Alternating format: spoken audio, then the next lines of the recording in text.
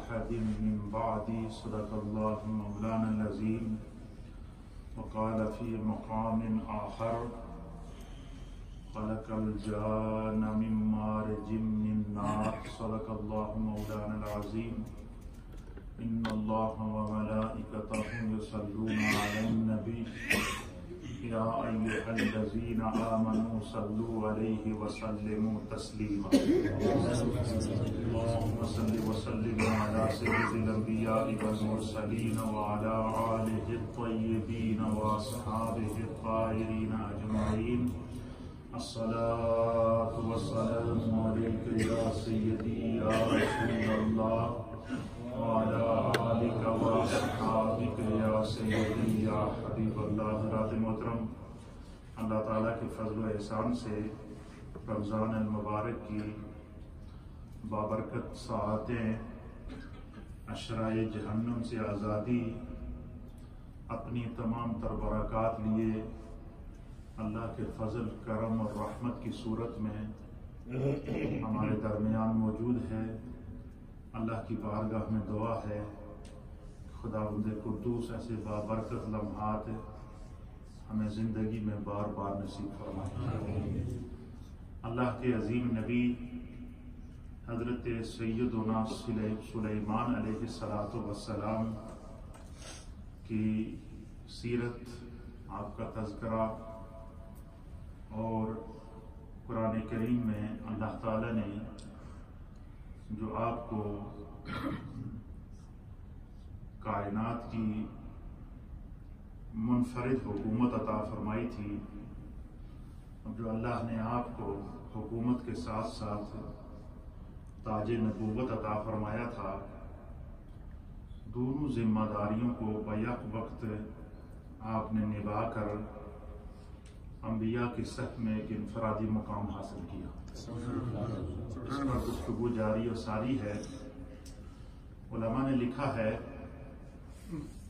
اس میں خدا کی کیا حکمت تھی کہ اللہ نے حضرت سلیمان علیہ السلام کو نبوت کا تاج اور روئے زمین کی حکومت کا تاج بیک وقت عطا فرمایا. یہ بہت بڑی ذمہ داری ہے، تھوڑی ذمہ داری نہیں ہے.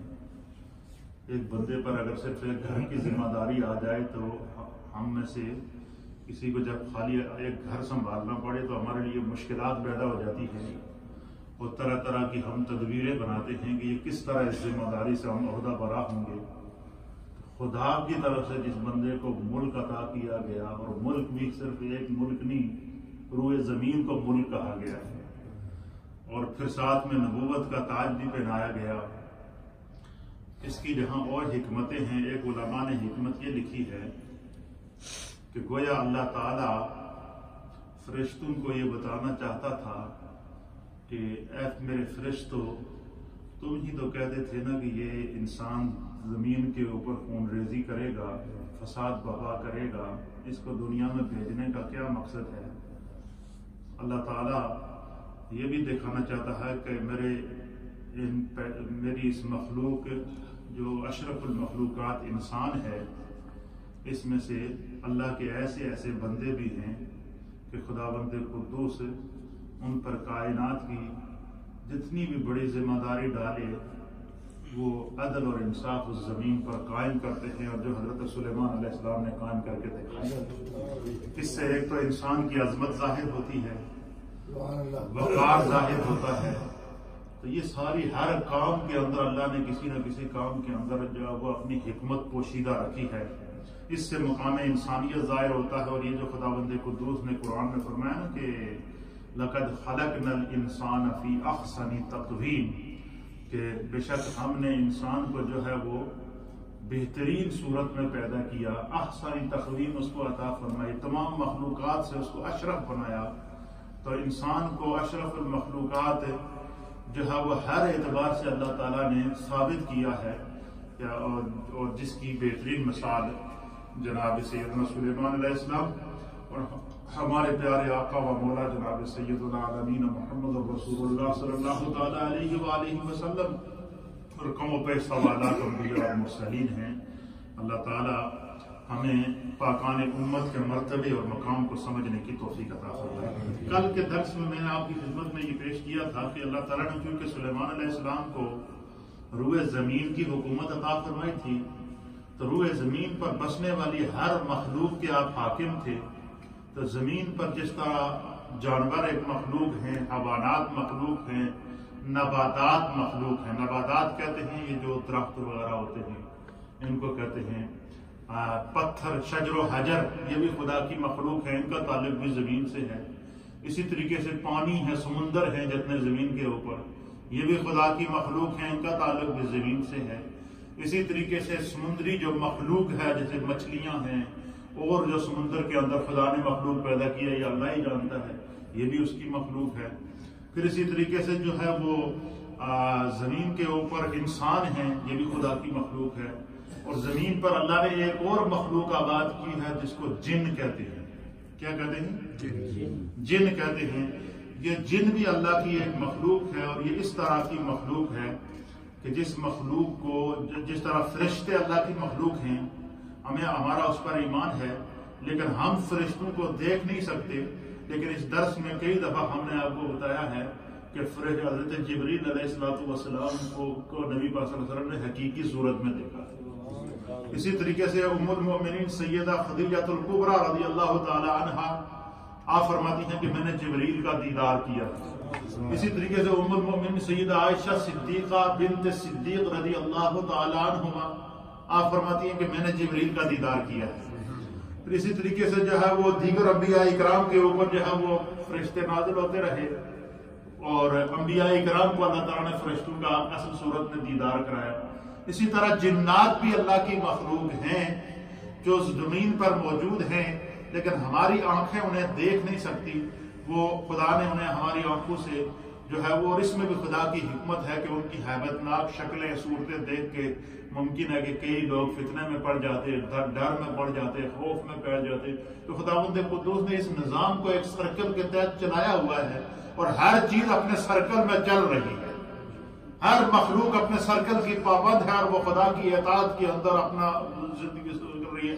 چونکہ یہاں پھر اسی طریقے سے جس طرح ہوا کو اللہ تعالیٰ نے حضرت سلیمان علیہ السلام کے لیے مسخر کیا تھا، ان کے تابع کیا تھا، اسی طریقے سے جانوروں کو اور پرندوں کو جو اللہ تعالیٰ نے حضرت سلیمان علیہ السلام کے لیے مسخر کر دیا تھا۔ اسی طریقے سے قرآن حکیم فرقان مجید ہمیں یہ بتاتا ہے کہ اللہ تعالیٰ نے سورہ سبا کے اندر ارشاد فرمایا کہ وَمِنَ الْجِنِّ مَن يَعْمَلُ بَيْنَ يَدَيْهِ بِإِذْنِ رَبِّهِ۔ سورہ سبا کی آیت نمبر ہے 12 اور 13۔ 12 اور 13 آیت کے اندر اللہ تعالیٰ فرماتا ہے کہ جنوں میں سے اللہ کی جو جن مخلوق ہے، جنوں کو اللہ تعالیٰ نے حضرت سیدنا سلیمان علیہ السلام کے تابع کر دیا۔ کیا کر دیا تھا؟ جنات کو بھی اللہ تعالیٰ نے حضرت سلیمان علیہ السلام کے لیے مسخر کر دیا تھا۔ گویا جس طرح انسانوں پر آپ حکومت کرتے تھے، اسی طرح جنات پر بھی آپ کی حکومت خدا نے قائم کر دی۔ اور اللہ فرماتا ہے کہ بِإِذْنِ رَبِّهِ، اور وہ جتنے بھی جنات تھے وہ خدا کے حکم کے پابند تھے۔ اللہ نے ان کو حکم دیا تھا کہ تمہارا حاکم کون ہے؟ سیدنا سلیمان علیہ السلام۔ اب چونکہ قبل اس کے کہ سلیمان علیہ السلام نے جنات سے کیا کام لیا، اس پر آنے سے پہلے میں مطالعہ کر رہا تھا تو میرے ذہن میں ایک بات آئی، کیونکہ جب بندہ پڑھتا ہے، غور و فکر کرتا ہے، یہ اس علم کے اندر خدا نے ایسی روشنی رکھی ہے، ایسا نور رکھا ہے کہ یہ علم پھر راہیں کھولتا ہے، دماغ کے جو بند پرزے ہوتے ہیں ان کو کھولتا ہے، سوچ کے فکر کے دائرے کو علم وسیع کر دیتا ہے۔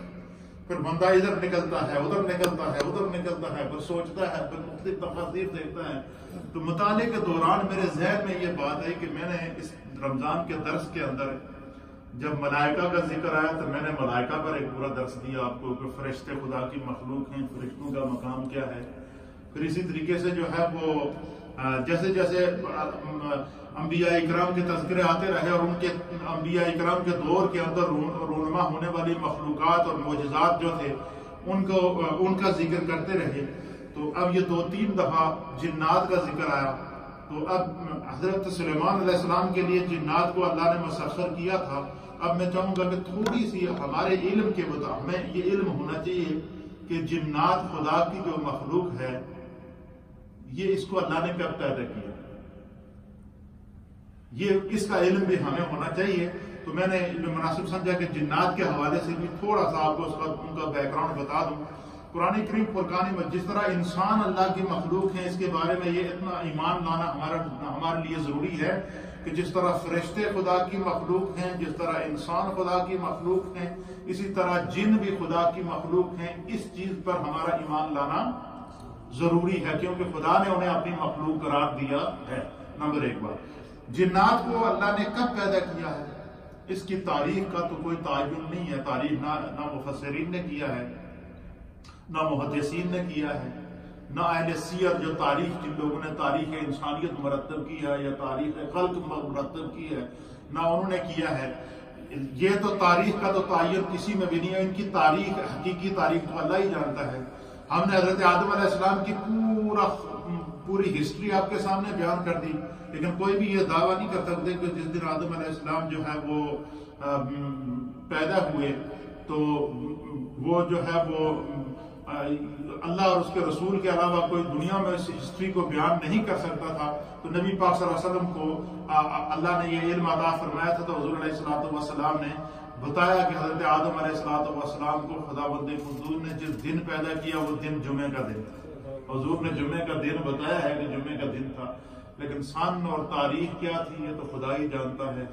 تو اسی طریقے سے جنات کو اللہ نے پیدا کیا.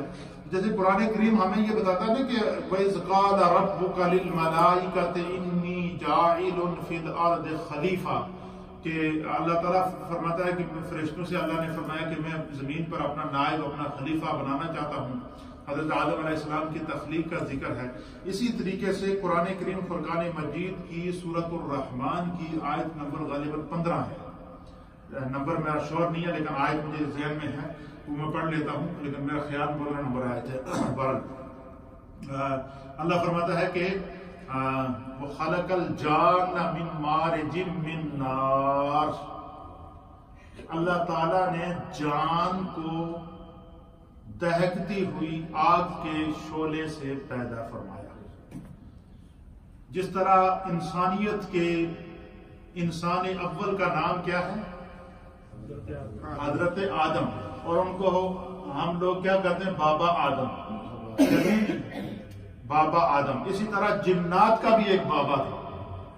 جب خدا نے اس کو پیدا کیا جنات کا بھی ایک بابا تھا اور اس کا نام تھا جان. کیا نام تھا؟ جس کو اللہ تعالیٰ قرآن میں سورہ رحمان کے اندر فرما رہا ہے وَخَلَقَ الْجَانَّ مِن مَارِجٍ مِّن نَارٍ کہ اللہ تعالیٰ نے جان کو پیدا کیا، جن کو پیدا کیا. یہ جن سے جان، یہ جان اسی سے جن بنا ہے. کہ جو جنات کا جو سب سے پہلا جو بابا تھا اس کا نام بابا جان تھا. کیا نام تھا؟ اور اللہ فرماتا ہے کہ میں نے اس کو مارجم من نار، دہکتی ہوئی آگ کے شعلے سے پیدا کیا. آگ کے شعلے، جس طرح اللہ تعالیٰ نے حضرت آدم علیہ السلام کو مٹی سے پیدا کیا، اسی طرح اللہ تعالیٰ نے جنات کے جو سب سے پہلا جو مخلوق ہے، جو بابا ہے، اس کا نام بابا جان تھا، اس کو خداوند قدوس نے پیدا کیا. تو قرآن کریم فرقان مجید کے اندر متعدد مقامات ایسے ہیں کہ جس میں اللہ تعالیٰ نے جو ہے وہ جنات کا ذکر کیا. تو قرآن کریم فرقان مجید کے اندر تقریباً 17 صورتیں ہیں. کتنی صورتیں ہیں؟ 17 صورتوں میں اللہ تعالیٰ نے جن یا جان یا جنہ، یہ 3 الفاظ استعمال کیے اس مخلوق کے لیے. یا تو فرمایا جن، جس طرح فرمایا وَمَا خَلَقْتُ الْجِنَّ وَالْإِنسَ إِلَّا لِيَعْبُدُونِ. یا جان فرمایا جس طرح فرمایا کہ خَلَقَ الْجَانَّ مِن مَارِجٍ مِّن نَارٍ. یا جنہ فرمایا جس طرح کہ سورۃ الناس کے اندر پڑھتے ہیں کہ من الجنۃ والناس. تو جنہ، جن اور جان، یہ 3 الفاظ ان کے لیے استعمال کیے گئے ہیں. تو قرآن کریم میں 17 صورتوں میں اللہ تعالیٰ نے لفظ جن کا، جان کا یا جنہ کا لفظ استعمال کر کے اس مخلوق کا ذکر کیا جسے جن کہتے ہیں، جسے یا جنات کہتے ہیں۔ اسی طریقے سے 17 سورتوں کے اندر 32 مرتبہ 31 آیات کے اندر اللہ تعالیٰ نے جنات کا ذکر کیا ہے۔ قرآن پاک کی کتنی صورتیں ہیں؟ 17 صورتیں ہیں۔ سورۃ الانعام ہے، ہود ہے، سورہ اسراء ہے، سورہ نمل ہے، سورہ سبا ہے، سورہ آراف ہے، سورہ ہجر ہے، سورہ کاف ہے، سورہ سجدہ ہے، سورہ صافات ہے، سورہ فصلت ہے، سورہ زاریات ہے، سورہ جن ہے۔ پوری ایک سورت سورہ جن کے نام سے جو ہے وہ بھی اللہ تعالیٰ نے نازل کی ہے۔ سورۃ الاحقاف ہے، سورۃ الرحمن ہے اور سورۃ الناس ہے۔ یہ کتنی صورتیں ہیں؟ 17 صورتوں کے اندر 32 مقامات ہیں۔ 32 مقامات میں 31 آیات ہیں جن کے اندر خدا نے جنات کا ذکر کیا، اپنی مخلوق کو بیان کیا۔ چونکہ جنات کا ذکر آ گیا تو اس لیے میں نے جنات کا جو ایک ہسٹری تھی جو قرآن کریم نے بیان کی ہے اس کو آپ کے سامنے بیان کر دیا ہے۔ یہ ذہن میں رہنی چاہیے۔ ایک میں نے تمہیدی گفتگو کر دی کیونکہ آپ درس کے دوران جب ذکر آ گیا ممکن ہے کہ میرے ذہن میں یہ تھا کہ آپ میں سے کسی کے ذہن میں بھی یہ سوال آ سکتا ہے کہ آپ نے انسانوں کی ہسٹری بیان کی ہے، جانوروں کی ہسٹری بیان کی ہے، تو جنات کا آپ نے ذکر کیا تو جنوں کو خدا نے کب پیدا کیا؟ تو اس کے بارے میں اتنا ایمان لانا ضروری ہے کہ جنات اللہ کی مخلوق ہیں۔ خدا نے قرآن میں 31 آیات میں جنات کا ذکر کیا ہے اور ان کو اپنی مخلوق قرار دیا ہے، ٹھیک ہے۔ اور اسی طریقے سے 32 مقامات ہیں، 17 صورتوں کے اندر اللہ نے جنات کا ذکر کیا، تو اس کا مطلب ہے کہ جن ایک اللہ کی مخلوق ہیں۔ اس مخلوق کو قرآن کریم فرقان مجید فرما رہا ہے کہ اللہ تعالیٰ نے قرآن کریم کی سورہ سبا کی آیت نمبر 12 کے اندر فرماتا ہے اللہ کہ میں نے جنات کو سیدنا سلیمان علیہ السلام کے لیے مسخر کر دیا، کہ جنات کو بھی سلیمان علیہ السلام کے تابع کر دیا۔ اب اس کے کئی جن جو ہے وہ ان کے تابع کر دیے گئے۔ اس کے صاحب روح البیان، تفسیر روح البیان آپ لکھتے ہیں کہ اللہ فرماتا ہے کہ من الجن من یعمل بین یدیہ باذن ربہ، فرمایا کہ کئی جن ان کے تابع کر دیے گئے جو کام میں جتے رہتے تھے، کام میں ہر وقت لگے رہتے تھے، ان کو انہوں نے مصروف رکھا ہوا تھا اور ان کے سامنے ان کے رب کے حکم سے کبھی بھی سرتابی نہیں کرتے تھے، کبھی بھی بڑے بڑے سرکش جن تھے، لیکن سلیمان علیہ السلام کے خدا نے ان کو تابع کر دیا، جس کا انہوں نے مختلف شعبات زمین کے اوپر قائم کیے ہوتے۔ فلاں نے جنوں کے گروہ کو کہا تم نے یہ کام کرنا ہے اور جب تک میں نہ کہوں سر نہیں اٹھانا، یہ کام کر کے مجھے دکھاؤ۔ اور اسی طریقے سے فلاں جن سے کہا کہ تم نے یہ کام کرنا ہے، تمہارے ذمہ یہ ڈیوٹی ہے، تمہاری ذمہ یہ ڈیوٹی ہے، تمہاری ذمہ یہ ڈیوٹی ہے، اور پھر اللہ نے ان کو تابع کر دیا تھا سلیمان علیہ السلام کے، اور اس وقت تک وہ سر نہیں اٹھاتے تھے جب تک کہ وہ ان کو بلائے نہ، اور یا جب تک جو کام ان کے ذمہ انہوں نے لگایا تھا وہ اس کو کمپلیٹ نہ کرے۔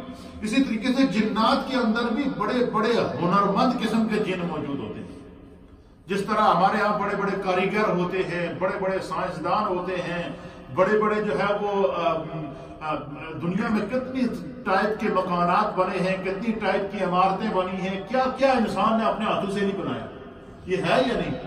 دنیا کو انسان نے، دنیا کا نقشہ انسان نے تبدیل کر کے دکھا دی جو خدا نے انسان کو فن عطا فرمایا۔ اسی طریقے سے جس طرح انسان کے اندر، کسی کے اندر تعمیراتی فن ہے، کسی کے اندر علم کا فن ہے، کسی کے اندر سائنس کا فن ہے، کسی کے اندر، ہر ایک کے اندر، انسان کے اندر کوئی نہ کوئی خدا نے ہنر رکھا ہے۔ اسی طریقے سے جنات جو مخلوق ہیں ان کے اندر بھی اللہ تعالیٰ نے بے شمار ہنر رکھے ہیں۔ ان کے اندر بڑے بڑے کاریگر قسم کے جنات تھے، کئی وہ تھے جو مکانات تعمیر کرنے میں پہاڑوں کے اندر، تو جنات کو اللہ تعالیٰ نے، یہ بھی ذہن میں رکھیے گا، جنات کو اللہ تعالیٰ نے انسان کی پیدائش سے پہلے پیدا کیا۔ اس بارے میں ایک روایت میری نظر سے گزری ہے جس کو علامہ جلال الدین سیوطی رحمۃ اللہ علیہ نے تفسیر در منصور کے اندر نقل فرمایا ہے۔ آپ فرماتے ہیں کہ اس آیت کے تحت کہ جب فرشتوں نے کہا کہ اللہ تعالیٰ تو انسان کو کائے کے لیے پیدا کرتا ہے، یہ زمین میں خون ریزی پیدا کرے گا، خون پھیلائے گا، خون ریزی کرے گا، قتل و غارت کرے گا، فساد بابا کرے گا، تو اب اس کے اوپر علماء و محدثین نے لکھا ہے کہ ابھی تو انسان پیدا ہی نہیں ہوا تھا، ابھی انسان پیدا ہی نہیں ہوا تھا، فرشتوں کو کیسے پتا چل گیا کہ یہ خون ریزی کرے گا؟ یہ ایک سوال تو ہے نا۔ کہ ابھی انسان کا وجود ہی نہیں ہے، ابھی وہ عدم سے وجود میں آیا ہی نہیں ہے، ابھی انسان کو پیدا ہی نہیں کیا. اللہ تعالیٰ نے تو خالی فرشتوں سے مشورہ طلب کیا تھا. پھر فرشتوں کو کیسے پتہ چل گیا کہ یہ انسان زمین کے اوپر فساد بپا کرے گا، خون ریزی کرے گا؟ یہ ایک سوال ہے یا نہیں ہے؟ تو اس سوال کا جواب علامہ سیوطی رحمۃ اللہ علیہ نے دیا ہے کہ فرشتوں کو اس طرح پتہ چلا کہ اللہ تعالیٰ نے انسان سے پہلے، آپ نے 2 روایات لکھی. آپ نے لکھا کہ انسان کی پیدائش سے 2000 سال پہلے اللہ نے جنوں کو پیدا کیا. انسان کی پیدائش سے 2000، ایک روایت کے مطابق انسان کی پیدائش سے 4000 سال پہلے اللہ نے جنوں کو پیدا کیا. اور پیدا کرنے کے بعد بابا جان اور ان کی جو اولاد تھی اس کو اللہ تعالیٰ نے زمین کے اوپر بھیجا. زمین کے اوپر یہ جنات کے 2 قبیلے بن گئے آگے ان کی اولاد جب آئی.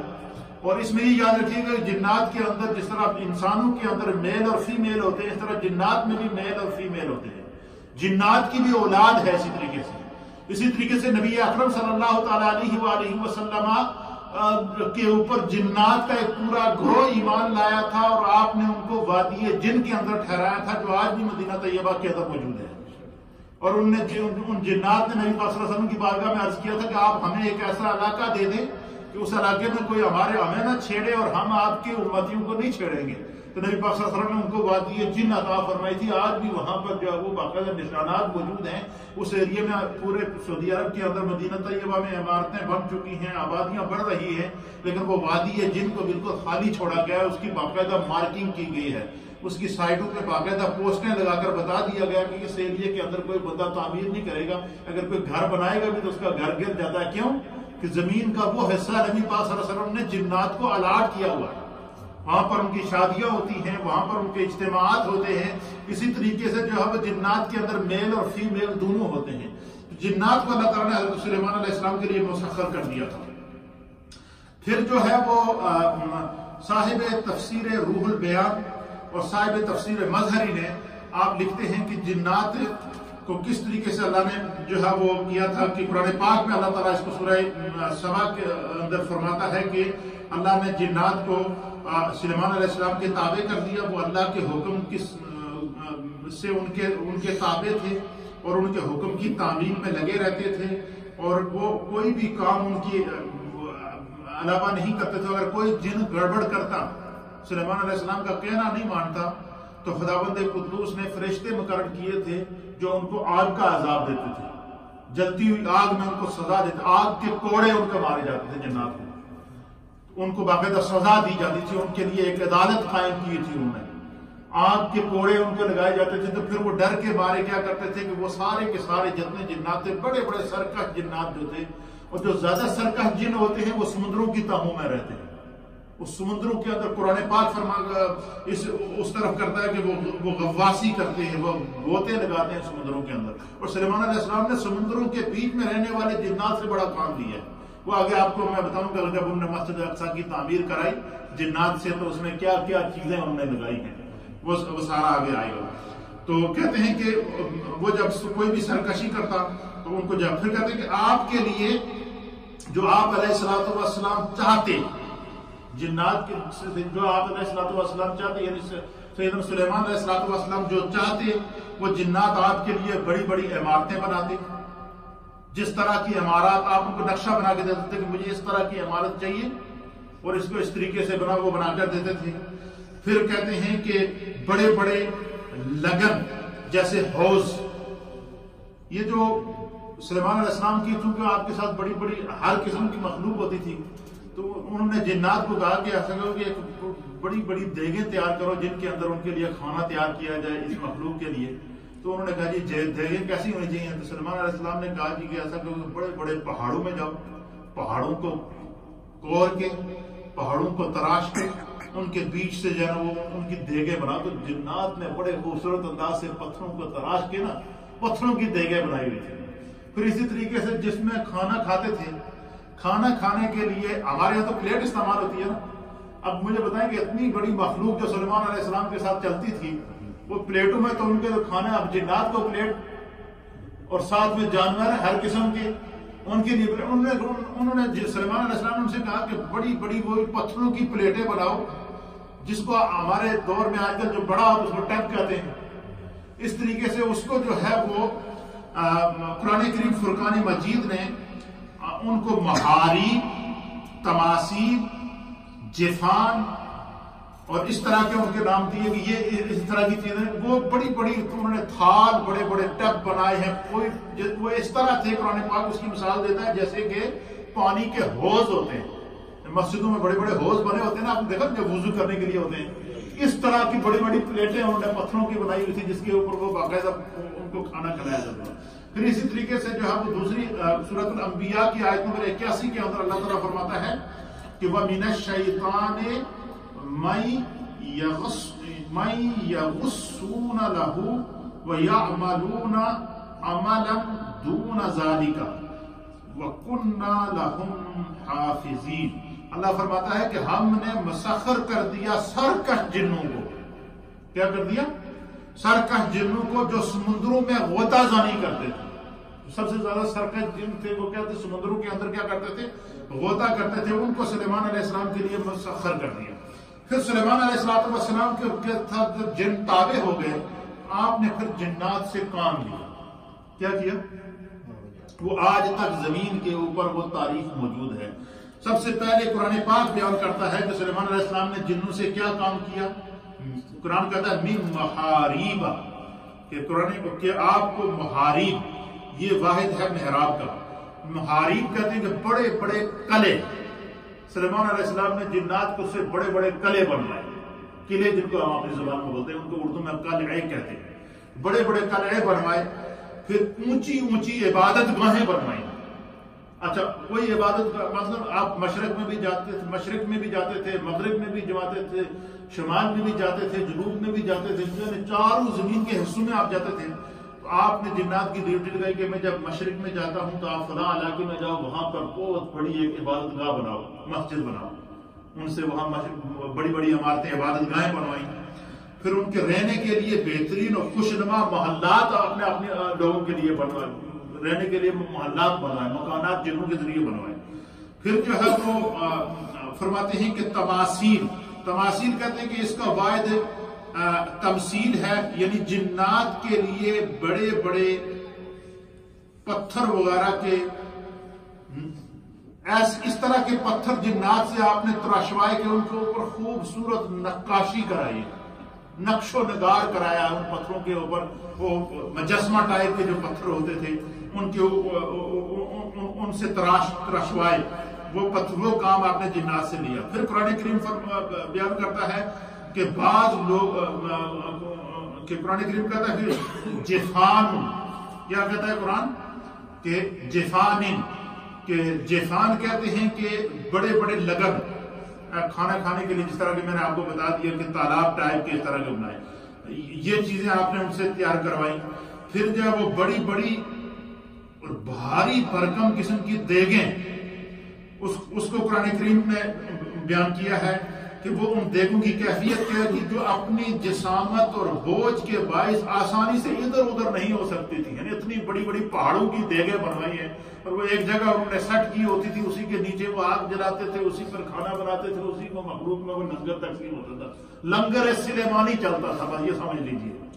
پھر جو ہے وہ برادری پھر کہتے ہیں کہ ان جنات میں سے جو حضرت امام فخر الدین رازی رحمۃ اللہ علیہ لکھتے ہیں کہ ان جنات میں سے جو حضرت سلیمان علیہ السلام کی فرما برداری میں کوتاہی کا مظاہرہ کرتا، اسے آگ کے عذاب کا مزہ چکھایا جاتا تھا، سزا دی جاتی تھی اس کو، اور اللہ تعالیٰ نے ایک فرشتہ اس کے اوپر مقرر کر رکھا تھا. پھر کہتے ہیں کہ جن حضرت سلیمان علیہ 9 عمارتوں کا ذکر جو ہے وہ قرآن کریم فرقان مجید کے اندر اس طرف اللہ نے اشارہ دیا، اور مفسرین نے 9 عمارتوں کے نام لکھ کر بتائے ہیں کہ 9 بڑی بڑی عمارتیں جن کو اللہ تعالیٰ نے حضرت سلیمان علیہ السلام کے ذریعے جنات سے بنوایا.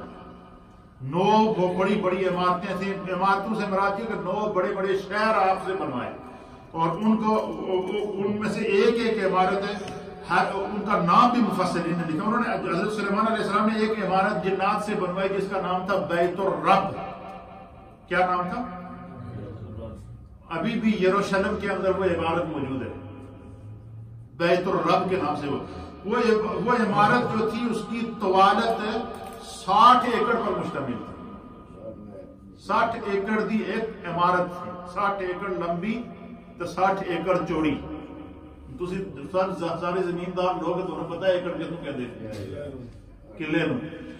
60 قلعیاں تے وہ عمارت بنی. 60 ایکڑ پر وہ عمارت بنی تھی جس کو بیت الرب کہتے ہیں. وہ سلیمان علیہ السلام نے جنات سے بنوائی. 60 ایکڑ لمبی عمارتیں آپ نے جنات سے بنوائی. پھر ایک عمارت تھی جس کا نام تھا بیت الملک. یہ یروشلم کی فیصل ہے, یروشلم کے اندر موجود ہے. پھر یروشلم کی فیصل ایک عمارت تھی, وہ بھی کئی ایکڑ پر مشتمل تھی, وہ بھی جنات سے بنوائی. حاسور نامی ایک عمارت تھی, وہ بھی کئی ایکڑ پر مشتمل تھی, وہ بھی جنات سے آپ نے بنوائی. اور اسی طریقے سے مجد نامی ایک عمارت تھی جو آپ نے بنوائی. جازر نامی ایک عمارت آپ نے بنوائی. ان عمارتوں کے آپ نے نام رکھے ہوئے تھے. بیت ہورون یہ آپ نے جو ہے وہ عمارت بنوائی, یہ بھی کئی ایکڑ کے اوپر تھی. پھر اسی طریقے سے جو ہے وہ تدمر کے نام سے آپ نے عمارت بنوائی. اور پھر اسی طریقے سے آپ چونکہ روئے زمین کے بادشاہ تھے, روئے زمین کے اوپر جتنے سمندر کی تاہوں میں پہاڑوں میں آگے پیچھے سے جب خزانے جو جنات نکال کے لاتے نا, ان خزانوں کو رکھنے کے لیے آپ نے خزانہ گائیں, جس کو آج کل ہمارے دور کے اندر کیا کہتے ہیں, بینک کہتے ہیں. بینک آف انگلینڈ ہے یا نہیں ہے. اور اسی طریقے سے جو ہے وہ جو بڑے بڑے بینک ہوتے ہیں جن کے اندر حکومتی دولتیں رکھی جاتی ہیں, جیسے کہ پاکستان کا بینک نیشنل بینک ہے, بینک آف انڈیا ہے, بینک آف انگلینڈ ہے. ہر ملک کا اپنا جو سرکاری بینک ہوتا ہے جس کے اندر حکومت کا سارا خزانہ موجود ہوتا ہے. اسی طریقے سے آپ نے بڑی بڑی خزانہ گاہیں بنوائی ہیں, وہ بھی جنات سے تعمیر کرائی, جو کئی ایکڑ کے اوپر مشتمل تھی. یہ سب جنات سے آپ نے کام لیا سلیمان علیہ السلام نے. پھر اسی طریقے سے سواریوں کے لیے مقامات, یعنی گھوڑوں کے استقبال, اونٹوں کے باندھنے کی جگہیں, اس طرح بڑی بڑی چراگاہیں آپ نے بنوائی جنات سے.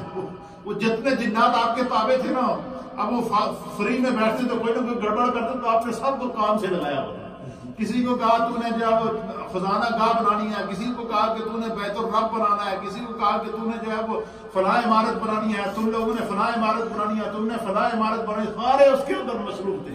اور پھر ساتھ میں یہی نہیں کہ خالی عمارت بنانی, ان کو یہ بتاتے تھے کہ اس میں یہ پتھر لگانا ہے, یہاں سے پتھر لا کر لانا ہے, یہاں سے پتھر لا کر لانا ہے, اس جگہ سنگ مرمر کا پہاڑ ہے, وہاں سے پہاڑ سنگ مرمر نکال کے لانا ہے, اس جگہ تانبے کا پہاڑ ہے, وہاں سے تانبا نکال کے لانا ہے, اس جگہ لوہے کا پہاڑ ہے, وہاں سے ہر چیز کو اللہ تعالیٰ سلیمان علیہ السلام کے لیے منکشف کر دیا تھا.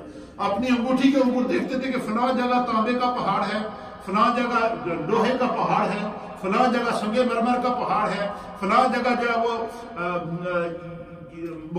مختلف قسم کے پتھر ہیں. وہ جنات کو بھیجتے تھے کہ وہ اس پہاڑ کو توڑ کے وہاں سے پتھر لے کر آؤ, اس پہاڑ کی یہ عمارت بناؤ, اس پتھر کی یہ عمارت بناؤ, اس پتھر کی یہ عمارت بناؤ. اس طریقے سے آپ نے دیکھا کہ پوری دنیا میں کہتے ہیں کہ سب سے بہترین اور خوبصورت جو شہر ہے وہ یروشلم بنا ہے. اور جو اس کی پرانی عمارات ہیں وہ آج بھی موجود ہے. سلیمان علیہ السلام کے دور کی بنی ہوئی عمارت آج بھی وہ موجود ہے. وہ ساری کی ساری, صرف ایک نہیں بلکہ آپ نے, یہ تو وہ تھا کہ جو عمارتیں آپ نے بنوائی. پھر اسی طریقے سے کہتے ہیں گھوڑوں کے استقبال آپ نے بنوائی. پھر جو ہے وہ 505 رئیس تھے. اب یہ سنیے کہ ایک ایریے کے اندر 505 رئیس تھے. کتنے؟ 505 رئیس کے معنی کہ 505 سردار رہتے سن. رئیس سردار کو کہتے ہیں. اور ہر ایک کا اپنا قبیلہ سے, ہر ایک کا کیا تھا, اور 505 رؤساء تھے, ان میں سے ہر ایک کا اپنا قبیلہ تھا. تو آپ نے پھر جنات کو کہا کہ جڑے 505 خاندان قبیلے ہیں, اور ہر قبیلے کا ایک سردار ہے, اور آگے ہر قبیلے کے آگے پتہ نہیں ہزاروں کی تعداد میں ان کی, مطلب ہے کہ ہمارا ہم میں سے ہر ایک آدمی کسی نہ کسی خاندان سے قبیلے سے تعلق رکھتا ہے نا. آپ میں سے مجھے ہر ایک کو معلوم ہے کہ ہمارا خاندان کتنا بڑا ہے, کہاں تک پھیلا ہوا ہے. ٹھیک ہے نا. یہ جو گجرات ہے, گجرات کو گجرات کیوں کہتے ہیں تو ہمیں تو پتہ ہی ہے نا. اس وجہ کہ یہاں پر گجر فیملی آباد ہے زیادہ ہے. اس بنا پر انہوں نے اپنے نام سے گجرات اس کا ضلع رکھا ہے. اسی طریقے سے جو ہے وہ جس علاقے میں رہتا ہوں کشمیر میں، ہمارا پورا ضلع ہے، اس کا نام ہے ضلع سدنوتی. کیا نام ہے؟ سدنوتی. اس کو اس لیے کہتے ہیں کہ میرا تعلق خود خاندان سدنوتی سے ہے. سدن قبیلہ اس کو کہتے ہیں، سردار ہیں. انہوں نے اپنے نام کا وہاں کا پورا ضلع بنوایا ہوا ہے. اس طریقے سے 505 رئیس تھے، 505 سردار تھے، 505 قبائل تھے، جو ہر ایک قبیلے کے آگے ہزاروں بندے تھے. تو سلمان علیہ السلام نے کہا یار خدا نے مجھے جو ہے وہ روئے زمین کی حکومت دی ہے، اور یہ سارے سردار میرا احترام بھی کر دے، عزت بھی کر دے، تو میں کیوں نہ ہر قبیلے واسطے ایک ایک شہر بنوا دے، ہر قبیلے کے لیے ایک ایک بستی آباد کر دوں. آپ نے پھر جنات کا اجتماع کیا. جنات کا اجتماع کرنے کے بعد حضرت سلیمان علیہ السلام نے جنات سے کہا کہ 505 جو رئیس ہیں، 505 قبائل ہیں، ان قبائلوں کے لیے مجھے 505 کے قریب جو ہے وہ شہر چاہیے، علاقے چاہیے، بستیاں چاہیے جن کے اندر ان کو آباد کرنا. تو پھر سلیمان علیہ السلام نے ان کو نقشہ بنا کے دیا. ہر قبیلے کے اندر اتنے افراد ہیں، ان کے لیے اتنے گھر بنانے ہیں، یہ فلاں قبیلے کا آبادی ہوگی، یہ فلاں قبیلے کی آبادی ہوگی. ان 505 قبائل کو آپ نے اس فلسطین میں چاروں طرف، یہ جو آج کا فلسطین ہے اور یروشلم ہے، اسرائیل جس کو بولتے ہیں، فلسطین اور اسرائیل کے چاروں طرف ان 505 خاندانوں کو، 505 قبائل کو آپ نے آباد کیا. ہر ایک کے لیے الگ شہر بنوایا، ہر ایک کے لیے الگ بستی بنوائی، ہر ایک کے لیے خوبصورت اور ایک ہی طرز کے گھر بنوائے. جیسے ہمارے انگلینڈ کے اندر آپ دیکھیں، جس علاقے کے اندر ہم رہ رہے ہیں اس علاقے کا نقشہ ایک ہے، اس پورے علاقے میں ایک ہی طرز کے گھر ہیں یا نہیں؟ کوئی بندہ یہ نہیں کہہ سکتا کہ غیر فرنٹ، باہر اس کا فرنٹ وہی ہوگا، بے شک آپ اندر سے اس کو جتنی مرضی کنسٹرکشن کرتے ہیں کرتے رہے، لیکن اس کی فرنٹ، اس کا جو فیس ہے اس کو آپ چینج نہیں کر سکتے. یہ سب سے پہلا یہ نقشہ حضرت سلیمان علیہ السلام نے پیش کیا. آپ نے 505 قبائل کو آباد کر کے ہر قبیلے کے لیے الگ بستی بنوائی، ان کے لیے ایک طرز کے گھر کا نقشہ بنا کے دیا جنوں کو، اور کہا کہ خالی یہی نہیں، آپ نے فرمایا کہ چونکہ یہ علاقے تھے، یہ سارے سردار لوگ ہیں، سردار قبیلے کا انہوں نے تعلق ہے، خاندانی لوگ ہیں، اور سب مجھ پر ایمان لائے ہوئے ہیں، اور اللہ کی یہ پیاری مخلوق ہے، تو ایسا کریں کہ ان کے لیے ایسی خوبصورت بستیاں بنائیں، ایک ہی نقشہ ہو، ایک ہی فیس ہو، ان کا ایک ہی طرح کے گھر ہوں. پھر آپ نے فرمایا کہ ان کی بنیادوں کے اندر سنگ مرمر لگایا جائے، پھر ان کے اوپر بڑے بڑے پتھروں کو تراش کے لگایا جائے. پھر چاروں طرف جب وہ اس پورے ایریے کے اندر جہاں آج فلسطین ہے، یہاں یروشلم ہے، یہاں پر اسرائیل کا جو شہر جو آج آباد ہے یروشلم کے اندر، یہ مسجد اقصیٰ کے ارد گرد کا جتنا ماحول ہے، یہ سارے اس پورے کے اندر 505 گاؤں بنائے گئے، بستیاں بنائی گئی، شہر بنائے گئے، ان کی روڈیں نکالی گئی. وہاں پر پورے ہر جو اس دور کے اندر جو زندگی کی سہولتیں تھیں وہ ساری آپ نے یہ شہر جنات سے تعمیر کرایا. تعمیر کرانے کے بعد پھر آپ نے جنات کا اجتماع کیا، اور آپ نے کہا جی کہ میں یہ چاہتا ہوں کہ اب چونکہ آبادی بہت زیادہ ہو گئی ہے، اب اس آبادی کے لیے جتنیاں یہاں آبادیاں ہیں اور جتنا خوبصورت یہ کم از کم 500 سے زائد جو شہر بنائے گئے ہیں، جو بستیاں بنائی گئی ہیں، ان کے لیے ایسی شایان شان ایک مسجد بھی ہونی چاہیے. پھر آپ نے مسجد اقصیٰ کی تعمیر شروع کر. اکثر لوگ یہ سمجھتے ہیں، ممکن ہے کہ آپ کے علم میں بھی ہو، ہم تو یہ سمجھتے ہیں کہ مسجد اقصیٰ کی تعمیر سلیمان علیہ السلام نے کرائی ہے. یہی سنا ہوگا نا آپ نے، اقصیٰ کی سلیمان علیہ السلام نے تعمیر کرائی ہے، لیکن مسجد اقصیٰ کی سلیمان علیہ السلام نے دوسری تعمیر کرائی ہے، پہلی نہیں. یہ بات ذہن میں رکھیے گا بحیثیت مسلمان ہمیں، کیونکہ مسجد سے مسلمان کا تعلق ہے، اس کی ہسٹری ہمیں معلوم ہونی چاہیے. مسجد اقصیٰ کی سب سے پہلی تعمیر حضرت یعقوب علیہ السلام نے اپنے ہاتھ سے کی. سب سے پہلے مسجد اقصیٰ کو یعقوب علیہ السلام نے بنایا، لیکن یعقوب علیہ السلام نے چونکہ اپنے بیٹوں کے ذریعے یا اپنے برادری علاقے کے لوگوں کے ذریعے جب اس کو ایک جس طرح کے جتنی انسان کی استطاعت ہوتی ہے اس کے مطابق وہاں مسجد بنائی تھی، جو درختوں کے چھالے وغیرہ ڈال کے، مٹی وغیرہ ڈال کے، دیواریں بنا کے مختصر سی مسجد بنائی تھی. تو حضرت سلیمان علیہ السلام نے کہا کہ یہ میرے پردادا حضرت یعقوب علیہ السلام نے یہاں مسجد بنائی ہے، اب میں چاہتا ہوں کہ یہ جو چاروں طرف آبادی قائم ہو چکی ہے، خوبصورت شہر بن گیا ہے، چاروں طرف بستیاں آباد ہو چکی ہیں، اب میں اس مسجد کو جو حضرت یعقوب علیہ السلام نے جس کی بنیاد رکھی تھی، میں اس کو اب ری بلڈ کروں۔ انہوں نے مسجد اقصی کو پھر وہ اس جو حضرت یعقوب علیہ السلام نے مسجد بنائی تھی اس کو پھر آپ نے گرا کر، پھر آپ نے اس کا نقشہ بنا کر، پھر اس آبادی کے مطابق آپ نے مسجد اقصی کی بنیاد رکھی۔ مسجد اقصی کی جب آپ نے بنیاد رکھی تو اس کے بارے میں مفسرین اکرام اور محدثین نے لکھا ہے کہ حضرت سلیمان علیہ السلام نے بیت المقدس کی جو تعمیر نو کی ہے، اس کو علامہ ابن عساکر نے تاریخ دمشق کے اندر نقل فرمایا ہے، قصص الانبیاء کے اندر نقل فرمایا ہے۔ آپ فرماتے ہیں مسجد اقصی کے اوپر میں مختصر سی بات کر کے پھر انشاءاللہ ختم کرتا ہوں۔ بڑی دلچسپ بات ہے، اس لیے آپ کو تھوڑا سا سننا پڑے گا، جب نہ سنانے پھر بھی زبردستی سنا سکتے۔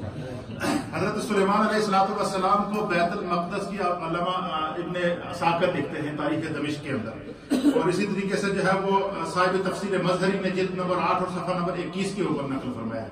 صاحب روح البیان، تفسیر روح البیان کے اندر علامہ اسماعیل حقی نے جلد نمبر 7 اور صفحہ 324 کے اوپر اس بات کو نقل فرمایا ہے۔ اسی طریقے سے صاحب جو ہے وہ روح المانی نے علامہ سید محمود آلوسی نے جو ہے وہ نقل فرمایا ہے۔ آپ فرماتے ہیں کہ حضرت سلیمان علیہ السلام کو، میں ان کی عبارت آپ کو پڑھ کے سنا دیتا ہوں تاکہ آپ کو سمجھنے میں آسانی ہو جائے گی، کہ حضرت سلیمان علیہ السلام عبارت کا خلاصہ آپ کے سامنے پیش کرتا ہوں کہ حضرت سلیمان علیہ السلام کو بیت المقدس کی تعمیر نو کی سعادت حاصل ہوئی، اور تعمیر اول اس کی حضرت سیدنا یعقوب علیہ السلام کے ہاتھوں سے سر انجام پائی تھی۔ اس ضمن میں حضرت ابو ذر رضی اللہ تعالیٰ عنہ بیان کرتے ہیں کہ نبی اکرم صلی اللہ تعالیٰ علیہ وسلم کی محفل لگی تھی، صحابہ اکرام حضور علیہ السلام کی مجلس میں بیٹھتے تو سرکار دو عالم صلی اللہ علیہ وسلم خود مسجد اقصی کی تاریخ کو بیان فرمایا، تو یعنی سرکار دو عالم صلی اللہ علیہ وسلم نے خود اس منظر کو خود بیان فرمایا کہ بیت المقدس کو جو ہے وہ اللہ تعالیٰ نے جو ہے وہ پیدا فرمایا، اللہ تعالیٰ نے بیت المقدس کو جو ہے وہ یعقوب علیہ السلام اور سلیمان علیہ السلام کے ذریعے بنوایا ہے۔ پھر فرماتے ہیں کہ حضرت داؤد علیہ السلام کا جب وصال ہوا تو حضرت سلیمان علیہ السلام آپ کی مسند آرا ہوئے اور خدا نے آپ کو روئے زمین کی حکومت عطا فرمائی، تو آپ نے سرکش جنوں کو جمع کیا، جڑے زیادہ تگڑے ہیں نا انہوں نے جمع کیا، سرکش جنوں نے ان کو جمع کیا۔ جمع کرنے کے بعد ان کے اندر ڈیوٹیاں تقسیم کی۔ پہلے مسجد اقصی کا آپ نے نقشہ بنایا کہ میں اس طرح کی مسجد ہے، اس سے پہلے کیا 500 کے قریب وہ بستیاں آباد کر چکے تھے وہاں پر۔ پھر آپ نے مسجد اقصی کا نقشہ بنایا، نقشہ بنانے کے بعد پھر جنات کا اجتماع کیا، سرکش جنوں کو بلایا، دوسرے جنات کو بلایا، پھر ان کی ڈیوٹیاں انہوں نے کیا کی، تقسیم کی۔ تقسیم کرنے کے بعد فرمایا کہ ہر گروہ کو کام سونپا، ہر ایک کو الگ ڈپارٹمنٹ دیا کہ تیرے ذمہ تو نے مسجد کا یہ کام کرنا ہے، تیرے ذمہ یہ ہے، تیرے ذمہ بنیادیں کھودنا ہے، تیرے ذمہ فلاں پہاڑ سے پتھر لانا ہے، تیرے ذمہ فلاں پہاڑ سے پتھر لانا ہے، یہ تیرے ذمہ فلاں پہاڑ سے پتھر لانا ہے۔ پھر حضرت سلیمان علیہ السلام نے فرمایا کہ ان میں سے کام تقسیم کر دیا۔ پھر فرمایا کہ پہلے سلیمان علیہ السلام نے جنوں اور سرکش جنوں کو بھیجا، اور بھیجنے کے بعد انہوں نے کہا کہ آپ نے اپنی انگوٹھی میں دیکھا کہ اللہ کا گھر بنانا ہے اور گھر بھی شایان شان ہونا چاہیے، تو آپ نے کہا کہ پھر اس کے لیے ذرا پتھر بھی اچھا خوبصورت ہونا چاہیے۔ آپ نے اپنی انگوٹھی کے اندر دیکھا تو خداوند قدوس نے آپ کو بتایا کہ فلاں پہاڑ جو ہے وہ سنگ مرمر کا پہاڑ ہے، فلاں پہاڑ کے اس کے اندر سوائے سنگ مرمر کے اور کوئی پتھر ہے نہیں۔ آپ نے پھر بلایا جنہاں دے جڑے بڑے پتھر توڑنے والے جڑے بڑے کاریگر ہیں ان کو بلایا۔ بلانے کے بعد آپ نے ان سے کہا کہ وہ فلاں پہاڑ ہے، وہاں آپ لوگ چلے جائیں، میں خود بھی آؤں گا تمہیں چیک کرنے کے لیے۔ اس پہاڑ کے اندر جتنا سنگ مرمر ہے سارے کا سارا نکالو، بڑے بڑے پہاڑوں کی صورت میں نکالو، اس کو خوبصورت انداز سے تراشو، تراشنے کے بعد اس کی فنشنگ کرو، فنشنگ کرنے کے بعد جب وہ بالکل ریڈی ہو جائے تو پھر اس کو اٹھا کر لاؤ۔ پھر وہ پورے پہاڑ سے سنگ مرمر لایا گیا۔ پھر آپ نے سنگ مرمر کی چٹانوں سے کہتے ہیں سنگ مرمر کی چٹانوں کے ساتھ اور اس شہر کی اور مسجد اقصی کی بنیادیں رکھوائی۔ مسجد اقصی کی بنیادوں میں آپ نے کیا سنگ مرمر لگوایا۔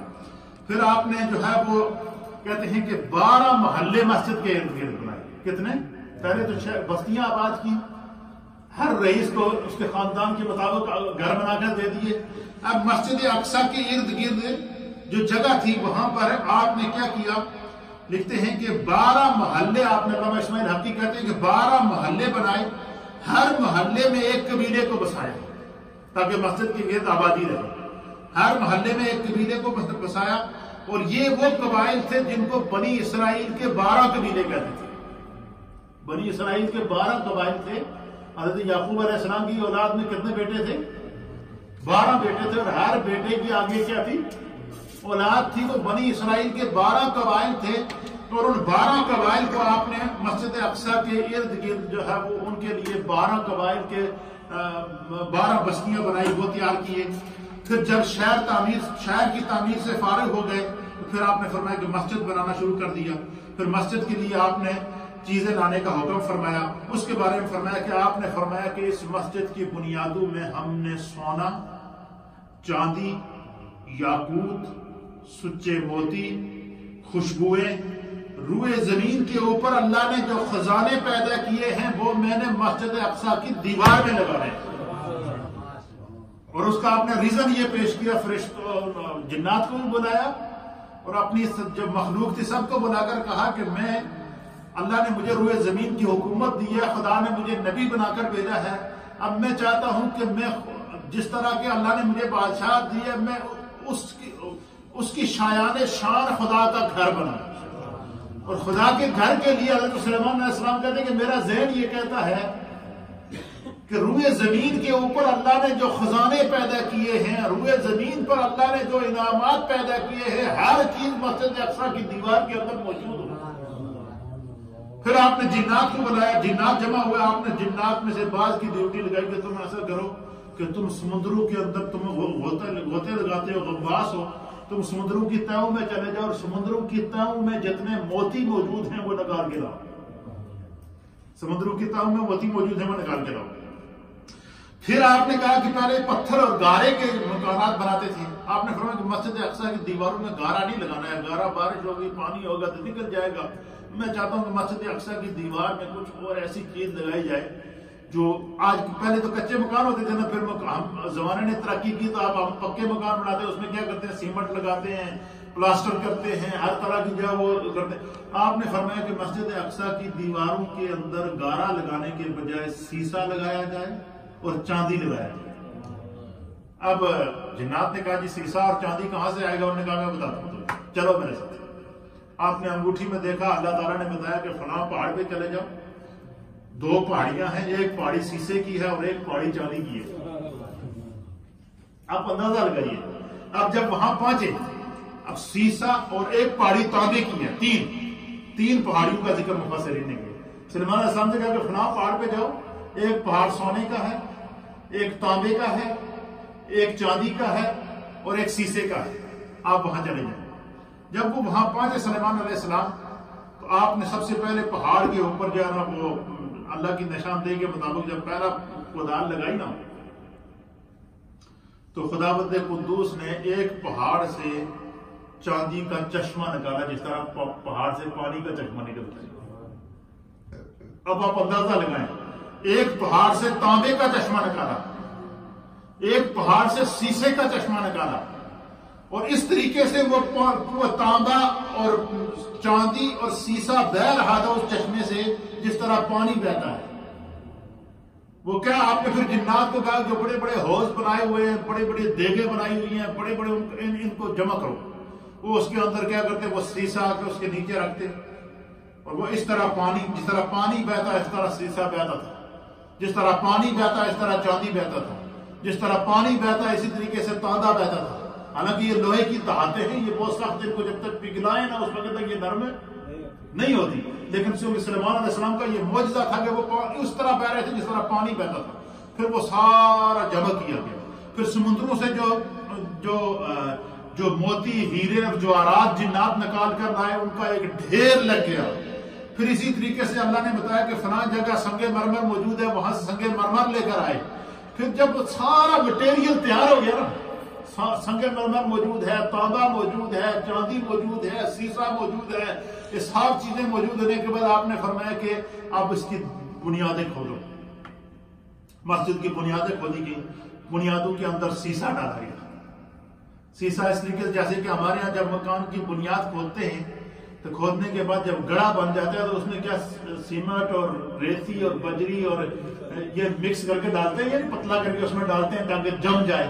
اسی طریقے سے یہ سب سے اس مسجد اقصی کی بنیادوں کے اندر سیسا ڈلوایا گیا، تانبا ڈلوایا گیا، چاندی کا پانی ڈلوایا گیا، اور وہ پھر جب ڈل گیا نا وہ اس طریقے سے اس کے اوپر جم گیا، جس طریقے سے جیسے ہمارے یہاں سیمنٹ کرنے کے بعد کچھ دیر چھوڑے تو خشک ہو جاتا ہے اور سخت ہو جاتی ہے، اس طریقے سے پھر اس کے اوپر سنگ مرمر سے اس کے پھر بڑے بڑے پہاڑ پتھروں کی جو اعلیٰ قسم کے پتھر تھے، نیلے ٹائپ کے پتھر، ان آسمانی کلر کے پتھروں کو لا کر تراش کر پھر مسجد اقصی کی دیواروں کو تعمیر کیا گیا۔ تو پرانی مسجد اقصی کی دیواروں کے اندر آج بھی وہ پتھر اور وہ جگہ موجود ہے۔ جو لوگ مسجد اقصی گئے ہیں وہ اس کے اوپر باقاعدہ لکھا ہوا ہے کہ یہ بنائے جنات ہے، یہ جنات کے ہاتھوں کی تعمیر کی ہوئی مسجد ہے۔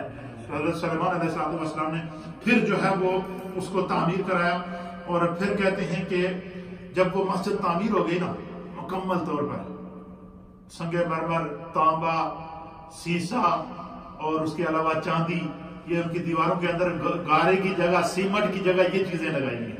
بالکل جب اس کی فنشنگ ہو گئی، خوبصورت ہو گئی، تو آپ سلیمان علیہ السلام نے فرمایا کہ سمندر سے جو ہیرے، موتی، جواہرات یہ نکال کے لائے ہو، اس کے ساتھ اس کی دیواروں کو سجاؤ، اس کی نقاشی کرو، اس کے چھت کے اندر، اس کی دیواروں کے اندر مینا کاری کی گئی، اس کے اندر ہیرے لگائے گئے، جواہرات لگائے گئے، سونا لگایا گیا، جتنی اس دور کے اندر اللہ کے انعامات کی نعمتیں تھیں وہ ساری کی ساری اس کے اندر کیا کر دی گئی، لگا دی گئی۔ وہ لگانے کے بعد جس وہ مسجد بالکل ریڈی ہو گئی، سجاوٹ ہو گئی، تیار ہو گئی، پھر آپ نے جناب علی کیا کیا کہ آپ نے، مفسرین نے لکھا ہے کہ 10,000 اس دور کے زبور کے قرہ پوری زمین سے بلائے۔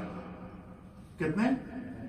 10,000 قرہ جو زبور پڑھتے تھے اور توریت پڑھتے تھے، جو توریت اور زبور کے حافظ تھے، 10,000 کی تعداد میں وہ بلائے، اور ان کی ڈیوٹی لگائی کہ آپ میں سے 5,000 وہ ہیں جو دن کو تلاوت کریں گے، اور 5,000 وہ ہیں جو رات کو تلاوت کریں گے، اور 24 گھنٹے یہاں پر زبور تلاوت کی جائے گی اور توریت کی تلاوت کی جائے گی۔ یہ آپ نے باقاعدہ ہو پھر آپ نے کیا کیا کہ مشرق مغرب روئے زمین سے تمام جو وہ لوگوں کو بلایا، بلانے کے بعد 10,000 اس میں قرہ تھے، اس کے بلانے کے بعد پھر آپ نے خطبہ دیا کہ یہ جو گھر ہے یہ خدا نے بنوایا ہے، یہ اللہ کا گھر ہے، جو بندہ اس کے ساتھ خیانت کرے گا یا اس کی دیواروں سے کوئی سونا، چاندی، ہیرے، جواہرات کوئی چیز نکال کے لے جائے گا تو اس کے اوپر خدا کا عذاب آئے گا۔ یہ خدا کا گھر ہے، اس کی حفاظت، ہم خدا کی مخلوق ہے، ہم نے اس کے اندر عبادت بھی کرنی ہے اور اس کی حفاظت بھی کرنی ہے۔ فرمایا کہ مفسرین نے لکھا ہے کہ حضرت سلیمان علیہ السلام کا جب وصال ہو گیا تو اس وقت تک بھی جنات مسجد کے کام میں لگے ہوئے تھے۔ پھر آپ کو جب آپ مسجد تیار ہو گئی نا، آپ نے اللہ سے دعا کی، لوگوں کو بتا دیا، سب لوگوں کی دعوت بھی کی اور لوگوں کو بتا دیا کہ اس مسجد کی عبادت کریں، کے اندر اللہ کی عبادت کریں، تو پھر آپ نے دیکھا کہ اسرائیل علیہ السلام آ گئے۔ آپ نے اسرائیل سے کہا کہ میں بالکل تیار ہوں، میرے ذمہ جو اللہ نے ڈیوٹی لگائی تھی وہ کر دی ہے، لیکن ایک بات اس کے اوپر مفسرین نے ایک اور بات لکھی ہے، وہ یہ لکھی ہے کہ حضرت سلیمان علیہ السلام جس جگہ بھی عبادت کرتے تھے نا، یہاں سجدہ دیتے تھے، وہاں خدا ایک درخت نکال لیتا تھا، پھر وہ درخت بولتا تھا۔ آپ اس درخت سے پوچھتے تھے کہ وہ تجھے اللہ نے کیوں پیدا کیا، کیا کرتے تھے؟ تو وہ درخت یہ کہتا تھا کہ میرے پھل کھانے سے اس بیماری کی شفا ملتی ہے، میرے پتے استعمال کرنے سے اس بیماری کی شفا ملتی ہے، میری جڑوں کا چھلکا استعمال کرنے سے اس بیماری کی شفا ملتی ہے۔ سلیمان علیہ السلام ڈائری پہ لکھ لیتے تھے، اس درخت کو کٹوا کر اس میں سے کیا کرتے تھے، وہ چیزیں نکال دیتے تھے، وہ علاج نکالتے تھے۔ پھر آپ نے مسجد اقصی تعمیر ہونے کے بعد جب نماز پڑھی نا، نماز پڑھ کے فارغ ہوئے، سجدہ دیا، تو وہاں اللہ نے ایک درخت پیدا کیا۔ اس درخت کو سلیمان علیہ السلام نے پوچھا کہ تجھے اللہ نے کیوں پیدا کیا؟ اس نے کہا جی میں جس گھر میں پیدا ہوتا ہوں اس گھر میں ویرانی آ جاتی ہے۔ اس درخت نے کیا کہا کہ میں جس گھر میں پیدا ہوتا ہوں اس گھر میں کیا آتی ہے؟ آپ نے کہا میں سمجھ گیا کہ میرا آخری وقت آ گیا ہے. کیا فرمایا؟ میں سمجھ گیا ہوں کہ میرا آخری وقت آ گیا ہے. تو حضرت سلیمان علیہ السلام نے اسے کہا کہ اچھا ٹھہرو، پھر مجھے تیاری کرنے دو. آپ نے پہلے جنات کو بلایا، آپ نے کہا پہلے اس درخت میں کپو نا. کاٹنے کے بعد آپ نے کہا اس کا ایک بڑا عصا بنا، بڑا لمبا عصا بنایا، مضبوط موٹا. وہ عصا بنا کر وہ عصا کا سہارا لے کر آپ کھڑے ہوئے. اسرائیل علیہ السلام آ گئے. آپ نے اسرائیل علیہ السلام سے کہا کہ میری روح قبض کرو، لیکن شرط یہ ہے کہ میں اس عصا کے سہارے کھڑا رہوں، کیونکہ میں نے کچھ کام مسجد کے جنات کے ذمہ لگائے ہیں. ان کو اگر پتہ چل گیا کہ میرا انتقال ہو گیا تو یہ بھاگ جائیں گے، کام ادھورا رہ جائے گا. آپ نے کیا فرمایا کہ کام ادھورا رہ جائے گا، لہذا میری موت کو ان پر ظاہر نہیں کرو، میری روح قبض کر لو. آپ وہ عصا کا سہارا لے کر کھڑے رہے، روح آپ کی قبض ہو گئی. 1 دن نہیں، 2 دن نہیں، 3 دن نہیں، 4 دن نہیں، 1 سال تک آپ کھڑے رہے. روح قبض ہے، 1 سال تک اس عصا کے سہارے پہ کھڑے رہے. قرآن کریم فرقان مجید اس منظر کو بیان کرتا ہے سورۃ الصاد کی آیت نمبر 21 کے اندر اور آیت نمبر 22 کے اندر، اور اسی طریقے سے جو ہے وہ پھر اسی طریقے سے آگے جا کر اللہ تعالیٰ نے دوسری صورتوں کے اندر بیان فرمایا کہ اس عصا کو 1 سال کے بعد دیمک لگی. کیا لگی؟ دیمک لگی. اور دیمک نے اس کو کیا کہتے ہیں؟ سیمک کہتے ہیں. دیمک لگی، اور دیمک کے بعد دیمک نے اس کو جب کاٹنا شروع کیا، جب وہ اندر سے کھاد کاٹتی رہی، جب وہ خالی ہو گیا نا، جب وہ عصا کمزور ہوا تو وہ عصا جب گرا نا، سلیمان علیہ السلام زمین پر گرے اس وقت، کیونکہ آپ کا 1 سال پہلے روح قبض ہو چکی تھی. اس 1 سال کے دوران آپ نے مسجد اقصی کا جتنا کام باقی تھا وہ جنات نے اس کو کمپلیٹ کر لیا. پھر آپ نے یہ جو اتنی خوبصورت مسجد بنائی، یہ 453 سال تک اسی بنا پر، اسی تعمیر پر، اسی طرح رہی. کتنی؟ 453 ایئرز حضرت سلیمان علیہ السلام کی تعمیر کی ہوئی مسجد اسی طرح رہی. اس کا نقش و نگار، اس کا سونا، اس کا جواہرات، اس کی سنگ مرمر، اس کا سیسا، اس کی چاندی، ہر چیز 453 سال تک اسی طریقے سے رہی. 453 سال کے بعد ایک ظالم بادشاہ تھا جس کا نام تھا بخت نصر. اس نے حملہ کیا، پورے شہر کو تہس نہس کر دیا. بیت المقدس کو، وہ جو مسجد بنائی تھی سلیمان علیہ السلام نے، اس مسجد کو گرایا اس نے. پھر اس کے اندر مسجد کو شہید کیا. اس کے اندر جو سونا، چاندی، جواہرات اور ہیرے وغیرہ لگے تھے اس کو لوٹا. اور لوٹنے کے بعد جو ہے وہ 70 سال تک بیت المقدس وہ مسجد اسی حالت میں رہی. تو پھر یہی وجہ ہے کہ آج تک وہاں پر امن نہیں ہے. آپ نے دیکھا ہوگا آج تک وہاں پر امن نہیں ہے، کیونکہ انہوں نے خدا کی اس تعمیر کو، حضرت سلیمان علیہ السلام کی اس تعمیر کو آپ نے پیشن گوئی کر دی تھی کہ جو بندہ اس کے اندر سے ہیرے، جواہرات اور یہ جو سنگ مرمر چیزیں لگی ہیں اس سے نکال کے لے جائے گا. بعد میں پھر جو ہے وہ لوگوں نے اس کو بنایا، تعمیر کیا، سب کچھ کیا. اب آپ نے دیکھا نا کہ وہاں پر جب مسجد اقصی جاتے ہیں تو ایک سامنے 2 عمارتیں بنی ہوئی ہیں. ایک عمارت وہ ہے کہ جو سامنے ایک ڈوم سا بنا ہوا خوبصورت سا، اور ایک پرانی ہے. پرانی جو عمارت ہے وہ بنائے سلیمانی کے اوپر ہے. اور یہ جو نیا جو بنا ہے جس کے اوپر ڈوم بنا ہوا ہے، یہ وہ جگہ ہے جہاں سے سرکار دو عالم صلی اللہ علیہ وسلم جب معراج کی گئے تھے، یہاں سے جو ہے وہ آپ چڑھ کے آسمان کی طرف گئے. یہ اس کی نشاندہی کر رہے ہیں. مسجد کا ہے، یہ مسجد سے الگ ہے. یہ مسجد اقصی نہیں ہے، مسجد اقصی دوسری ہے.